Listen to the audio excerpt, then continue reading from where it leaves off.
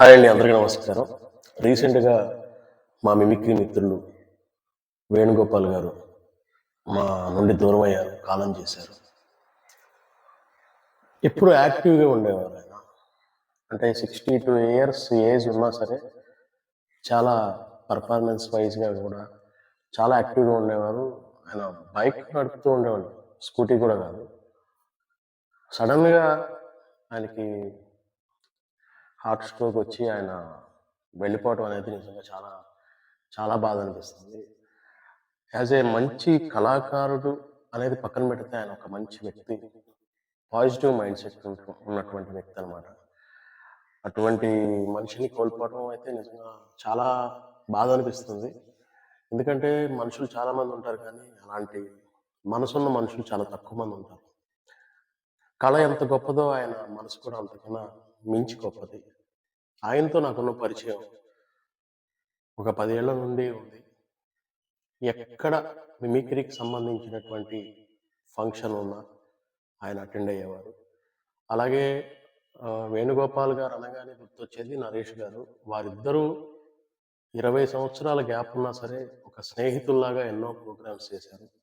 ఇవాళ వేణుగోపాల్ గారు లేరు అంటే అది మా అందరికీ తీరని లోటు. అలాగే నరేష్ గారికి కూడా ముఖ్యంగా వారిద్దరూ కలిసి చేసేవారు, వేణుగోపాల్ గారు, నరేష్ గారు. ఇప్పుడు నరేష్ గారు ఒంటరి వాళ్ళు అయిపోయారు. లేదులేండి, మనందరం ఉన్నాం కళాకారులుగా, మంచి మనసున్న కళాకారులు అందరూ ఉన్నాం. నరేష్ గారు, మనం కలిసి ప్రోగ్రామ్స్ చేద్దాం. వేణుగోపాల్ గారు, నరేష్ గారు, నేను కలిసి కూడా చాలా ప్రోగ్రామ్స్ చేశాం. రీసెంట్గా కూడా లాస్ట్ ఇయర్ కూడా చేశాము. ఒక ప్రోగ్రాంలో అయితే రచ్చరవి గారు చూసి మా అందరినీ పిలిచి శాల్వాతో సత్కరించి చాలా అప్రిషియేట్ చేశారు. వేణుగోపాల్ గారు ఆయన మాట్లాడేటువంటి మాటలు ఎప్పుడూ నా మనసులో మెదులుతూనే ఉంటాయి. ప్రాక్టీస్ చేద్దాం నీలకంఠ గారు, మేము ఎప్పుడు అవకాశం ఉంటే అప్పుడు మనందరం కలుద్దాం, కలిసి ప్రాక్టీస్ చేద్దాం.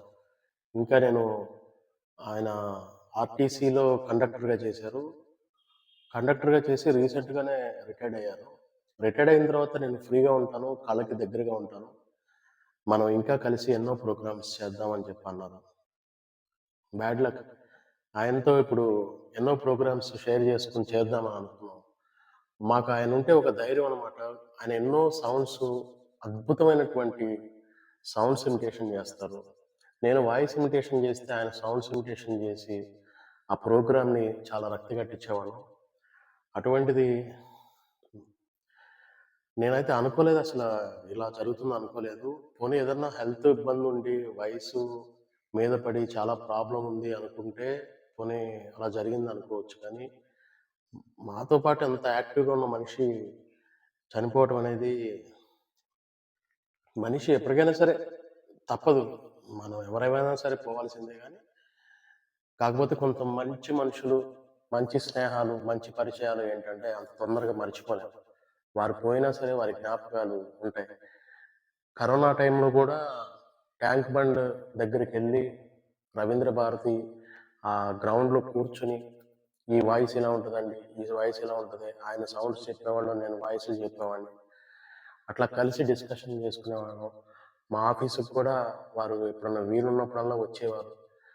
లాస్ట్ టైం ఒక 4 months బ్యాక్ మా ఆఫీస్కి వచ్చి ఆయన పర్ఫార్మెన్స్, అద్భుతమైన పర్ఫార్మెన్స్ చేస్తే నేను దాన్ని వీడియో కూడా షూట్ చేసి మన ఛానల్లో పెట్టాను, వేణుగోపాల్ గారి పర్ఫార్మెన్స్. బట్ ఓకే సార్, వేణుగారు మీరు ఎక్కడికి వెళ్ళలేరు. మిమిక్రీ కళాకారులు ఎక్కడ ఉంటారో మీరు అక్కడ ఉంటారు, మిమిక్రీ ఎక్కడ ఉంటుందో మీరు అక్కడ ఉంటారు. మీరు మా భౌతికంగా లేకపోయినా సరే మా మనసుల్లో ఉంటారు, మా పక్కనే ఉంటారు, మా చుట్టూనే ఉంటారు. మీ ఆత్మకి శాంతి కలగాలని మనస్ఫూర్తిగా భగవంతుని కోరుకుంటున్నాను. మన పరిచయం చాలా గొప్పది. మీతో గడిపిన ఆ కాలం చాలా విలువైంది. మీ మంచితనం ఎంతో స్ఫూర్తిదాయకమైంది. మీరు లేని లోటు తీర్చలేనిది. Okay sir.